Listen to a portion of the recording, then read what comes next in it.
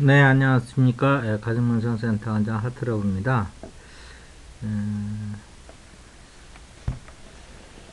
지금 그 공과 하나님에 대해서 계속 연재가 되고 있죠.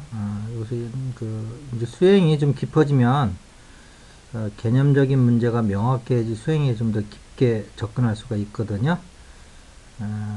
수행이라는 것이 이제 어떤 생각의 지도가 먼저 만들어지고 나야지 그 다음에 이제 우리가 그 길을 따라 수행을 할 수 있는 거기 때문에 수행의 본질은 어떤 생각이 아니지만 그 수행을 안내해주는 역할자로서는 생각만큼 중요한 것도 없다. 그 생각이라는 것은 개념이고요. 그래서 이제 이렇게 개념을 말씀드리는 겁니다. 그래서 불교에서도 이제 교선일치를 자꾸 얘기하잖아요. 그런 의미에서 이제 생각하시면 될 것 같아요. 그래서 이제 공이라고 하는 것은 그 어떤 그 존재의 바탕과 같은 것이다. 이렇게 얘기했고요. 개념적으로. 공을 또 이제 수행해서 체험하는 것은 또 다른 문제지만 우선 일단 개념적으로 이렇게 정리를 해 두셔야 된다는 거죠. 그 다음에 이제 그 바탕에 어떠한 이렇게 이제 테두리가 이렇게 이제 쳐지면 이제 그 안과 밖이 나눠지잖아요. 그러면 그 테두리 안에는 그 나름의 세계가 이제 형성되고 바깥과는 다르게 이제 그 어떤 정체성이 이제 형성이 되고 이제 그것이 이제 인격체로 이제 나타나는 거죠. 그 다음에 그 안에서 계속적인 경험과 체험을 통해서 이제 정보가 이제 이제 계속 누적되면서 진화하는 거고요. 그래서 이제 그 테두리는 우주로 치면은 우주의 그 테두리일 수도 있고요. 뭐 지구로 치면 뭐더 대기권이 될 수도 있죠. 지구를 둘러싸고 있는. 그 다음에 이제 사람으로 치면 그것이 이제 우리 몸이 될 수도 있고요. 또 우리 몸 안에서도 이제 세포로 치면 또 세포막이라고 하는 세포에서도 그 어떤 그 테두리가 있잖아요. 그런 건데, 테두리라는 개념이 이제 그 과학적인 개념으로는 그렇게 하는 거지만 인격적 개념으로는 그게 이제 몸이 되는 거죠. 몸. 그래서 몸을 가진 것은 다 그 안에 이제 그 인격체, 즉 정신이 이제 그 형성되는 거고요. 이게 이제 우주의 법칙입니다. 그래서 하나님하고 공을 자꾸 헷갈리시면 안 돼요. 두 개 또 같다고 얘기할 수도 없고, 물론 어떤 앞뒤 문맥 전후를 봐서 이제 같다고 얘기할 수도 있어요. 일체가 뭐 일법이니까요, 만물이. 그렇지만 또 구분해서 이렇게 개념적으로 얘기할 때는 또 이렇게 그 구분해서 들으실 줄도 알아야 된다. 그래서 공이 있으면 하나님은 없는 거 아니냐라고 얘기를 한다든지 하나님이 있으면 공은 잘못된 거 아니냐 아니죠. 그 공이라는 바탕에 어떤 뭐 140억 광년의 우주가 펼쳐진다 그래도 그거는 하나의 테두리가 있는 거니까 그 우주에 그 안에 있는 것은 그 바깥에 있는 세계와는 다른 세계로서 계속 정보가 축적이 되면서 진화해 나가는 거죠. 자, 이렇게 이제 생각해 보시면요. 그러니까 하나님도 또 이제 여러 개가 있는 거죠. 우리 세포로 보면 우리가 하나님일 수 있어요. 이 몸뚱아리 전체를 아우르는. 걔네들은 보통 세포가 이제 60조개라고 그러잖아요. 그럼 자기네들은 하나의 세포는 60조분의 1이잖아요. 아주 미미한 거지만 또 이런 세포 하나하나가 우리 몸 전체를 다 또 만들어낼 수 있는 복사판이잖아요. 정부체고. 그래서 또 전체일 수도 있어요.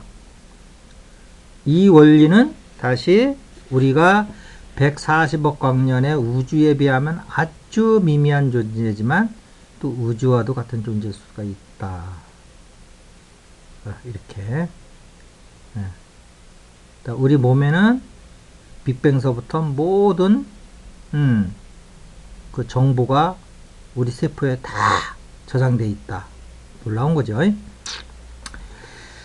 자, 이런 어떤 개념적인 것도 뭐 수행은 안 따르고 이런 것만 공부하면 그것도 또 뭐야 그냥 문자 공부뿐이 안 될 수가 있는데요.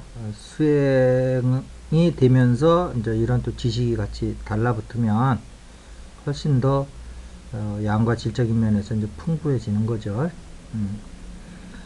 자, 그러면 이제 오늘은 이제 지금까지 이제 앞에서 설명했던 거 다시 한번 요약해 드렸고요. 오늘은 그럼 하나님에 대해서 좀 말씀을 드릴게요. 우리가 이제 하나님 하면 기독교가 생각나잖아요. 그래서 이제 반감을 가지시는 분도 있어요. 또 불교는 신을 인정을 안 하니까. 왜 그러냐면 불교가 지향점이 공이잖아요. 또 공의 기준으로 보면 나머지는 다 생멸하는 존재들이고, 그렇기 때문에 신이 없다고 그러는 거예요. 그렇지만 그 공이 아닌 이 형상을 가진 인격체 차원에서 얘기하면은 당연히 하나님 계신 거죠. 그래서 기독교의 성경책을 보면 맨 앞에 창세기가 나오잖아요. 창조한 것부터 이유부터 얘기가 되는 거예요. 기독교는 색을 얘기하는 거예요. 공에서 색으로 나오는 걸 얘기하는 거고요. 불교는 색에서 공으로 들어가는 걸 얘기하는 거고. 그래서 이제 어떤 단체에서는 이제 뭘 하면 몰라 하면서 이제 무념무상으로 들어가라 그러는데요. 이게 색으로 나올 때는 몰라 하면 안 돼요. 다 알아 이렇게 얘기를 해줘야 돼요. 그래야지 색으로 나온다고요. 색에서 공으로 갈 때는 몰라 해서 들어가는 거고요. 나올 때는 다 알아 하면서 나와야 되는 거예요. 그래서 두 가지를 동시에 여러분이 아셔야 된다고요. 이렇게 다른 거예요. 근데 하나님은 그래서 이제 기독교의 하나님으로 하기 때문에 이제 거부하시는 분들이 있는데, 세포 입장에서 보면 우리도 하나님이라는 걸 분명히 아시고요. 좀 하나님의 말에 대해서 좀 친근감을 갖길 바래요. 근데 이제 하나님은 기독교에서는 말 그대로 하나라는, 완이라고 하는 그런 개념이 있죠. 그래서 자기네들은 유일신만 믿고 나머지 신을 안 믿는다 그러는데요. 그 말 자체가 문제가 있는 거예요. 하나님한테 다른 신이 있다고 그러면 그건 하나가 아니죠. 그건 여러 개 있는 신 중에 하나죠. 개념적으로 그런 거예요. 하나님 모든 신을 다 포함해야 되는 거예요. 그리고 인간도 하나님 안에 들어가야 되는 거예요. 인간이 하나님과 별개로 되면 하나님은 하나가 안 돼요. 이미 분리가 되어 있는 거잖아요. 인간하고 하나님. 인간이 하나님 안에 들어갈 때, 이건 철학적 명제인데요. 이렇게 될 때 되는 거죠. 그래서 우리는 하나님과 둘이면서도 또 하나인 거예요. 자, 이건 이제 철학적 개념이고요. 그런데 실제 이제 수행에서 기독교적 하나님이 아니고, 물론 기독교적 하나님이란 개념도 하나 가져갈 수도 있겠지만, 플러스 또 다른 면은 그럼 뭐가 있냐? 우리가 하나님을 수행자 입장에서, 신앙자 입장이 아닌, 그러니까 하나님은 크게 두 가지 개념이 있어요. 수행적인 측면에서의 하나님은 인격적 존재로서 제일 마지막 존재죠. 이 얘기를 하기 전에 우선 불교에서는 그걸 비로자나 불이라고 그래요. 우주의 원리예요, 원리. 그 다음에 기독교에서는 그런 원리라는 측면에서도 얘기하고 또 다른 측면에서도 얘기하지만 어쨌든 하나님이라고 부르고요. 그래서 굳이 불교에서는 그게 공이라기보다는 비로자나 불과 같은 말로 이렇게 좀 연관시킬 수 있다. 기독교의 하나님을. 근데 비로자나 불과 하나님하고 연결시킬 때는 기독교적인 하나님을 얘기하는 게 아니고 그 중에 하나인 원리로서 하나님을 얘기하는 거예요. 원리로서 하나님은 비로자나 불과 같다.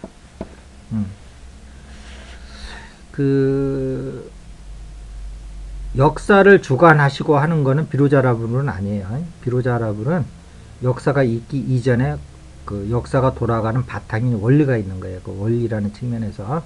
근데 기독교도 원리의 하나님은 있죠. 이제 그렇다고 그러면 이제 그게 두 개가 맞는 거고요. 그 다음에 이제 수행으로서 하나님은 그럼 뭐냐? 수행으로서 하나님은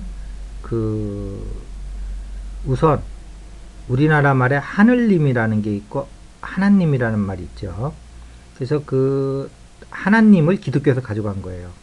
근데 그때 가져간 거는 그거는 하나라는 개념으로 가져간 거예요. 근데 이 하늘님과 하나님은 하나라는 뜻 이외에 다른 뜻이 더 있어요.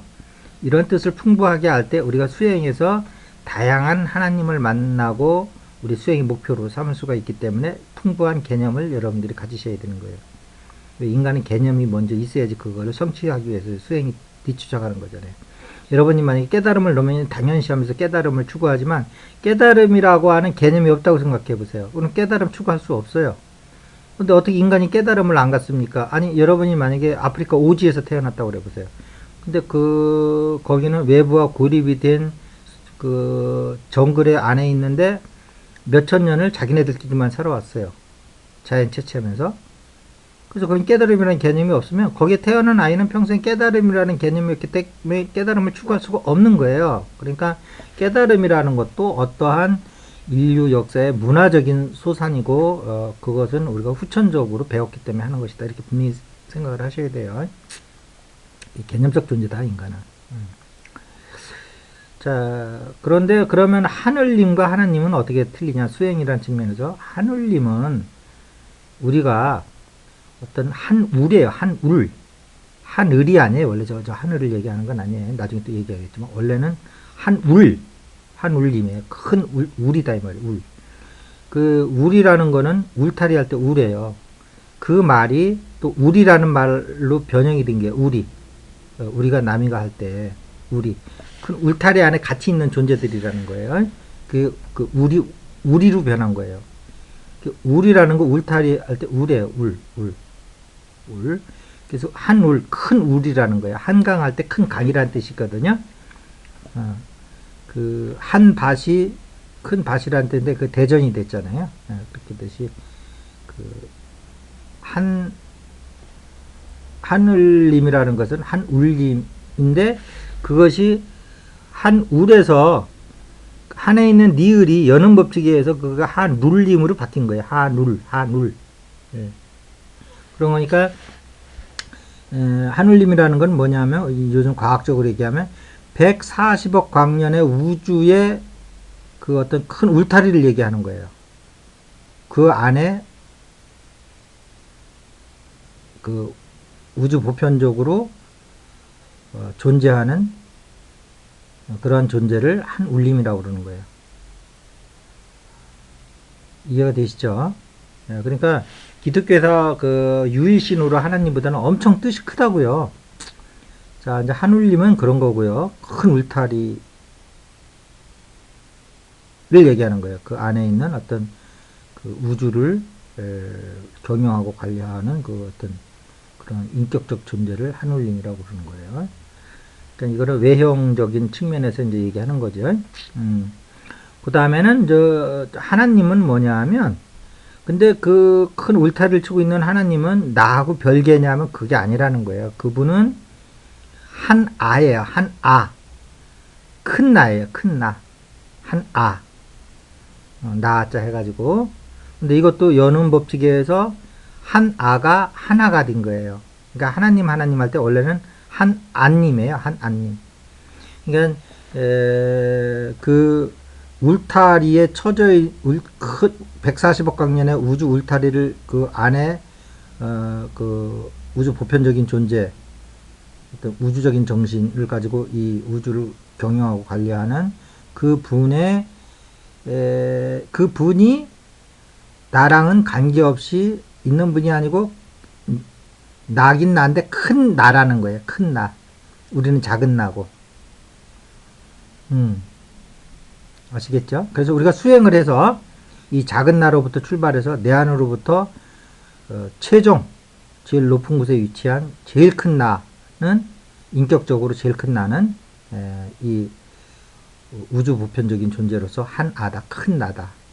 수행이라는 것은 이렇게 n분의 1로서 내가 n분의 n 140억 광년의 n분의 n인 전체적인 존재로 다시 태어나는 것이 수행이다. 근데 이제 여기서 이제 하나님의 관계는 이런 거고요. 그러니까 기독교적인 그 하나님이 싫어가지고 자꾸 공적으로만 오시면서 세계를 무지하지 마시고요. 이러한 세계에서의 네바다 하나님이니 이런 얘기 많이 있는데 그렇게 어디에서 그렇게 인격적 존재로 이렇게 백보자에 앉아 계시고 이런 하나님을 얘기하는 게 아니고 더 큰 그건 이제 상제라고 얘기하는 거고요. 그런 거는 좀 더 인격화가 좀 더 많이 이루어져 가지고 우주 보편적인 정신을 우리는 하눌림, 한아님, 하나님 이렇게 된 거죠. 그래서 한울림은 한울림이 된 거고 한아님은 하나님으로 된 거예요. 그 다음에 이 울타리를 넘어선 존재는 뭐냐? 그것이 이제 공인 거죠. 근데 거기는 개체성이 전혀 인정이 안 되기 때문에 이미 거길 넘어섰을 때는 의미가 없는 거예요. 이제 수행이니 뭐니 이런 것은. 그래서 우리 그 울타리를 가진 존재들, 그게 우주적인 존재든 우리 인간의 몸뚱아리를 갖고 있는 이런 존재들, 세포적인 존재들, 이런 존재의 또 장점이라면 부분적인 의식이면서 수행을 통해서 전체 의식을 가져서 부분 의식과 전체 의식을 둘 다 향유할 수가 있다라는 것이 장점이죠. 그러나 형태를 갖지 아니한 공은 절대 이 개체 의식을 가질 수가 없는 거예요. 그래서 무조건 공만 추구하실 게 아니고 공과 색을, 즉 색이라는 것은 그 울타리가 있는 존재들이에요. 그래서 그러한 큰 의미를 가지시고 여러분들이 하나님이라고 하는 의미를 좀 불교에서 얘기하는 세계에서 인격적으로 하면 그게 하늘님이고 그런 그 세계는 140억 광년의 우주로부터 이 세포 뭐 더 소립자까지 내려가겠죠. 이런 모든 것까지 다 포함하는 엄청난 세계를 얘기하는 것이다 라는 어떤 확장된 의미에서 하나님이라는 의미를 가지고 여러분들이 수행하시길 바라겠습니다. 감사합니다. 오늘 이것을 마치겠습니다. 가수명소 센터 원장이었습니다.